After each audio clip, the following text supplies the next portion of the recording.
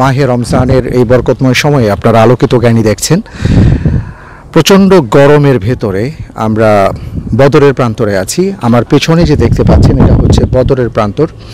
আমরা চিন্তা করে পাচ্ছি না যে আজ থেকে ১৫০০ বছর আগে কি করে মদিনা মুনাওয়ারা থেকে এই উত্তপ্ত গরমের ভেতর মাহে রমজানে রোজা মুখে সাহাবায়ে কেরাম আজমাইন সহ রাসূল সাল্লাল্লাহু আলাইহি সাল্লাম এখানে এসেছিলেন, কত কষ্ট তারা দিনের জন্য করেছিলেন।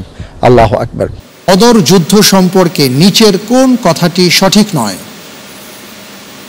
ক, এই যুদ্ধে কাফিরদের সেনাপতি ছিল আমর ইবনে হিশাম। খ, বদরের যুদ্ধের দিনের অপর নাম ইয়াউমুল ফুরকান। গ, এই যুদ্ধে অগণিত ফেরেশতা অংশগ্রহণ করেছিলেন। ঘ, এই যুদ্ধে মুসলিমগণ বিজয় লাভ করেছিল। বদর যুদ্ধের অপর নাম ইয়াউমুল ফুরকান। লক করে দেয়া হোক খ, বদরের যুদ্ধের দিনের অপর নাম ইয়াউমুল ফুরকান।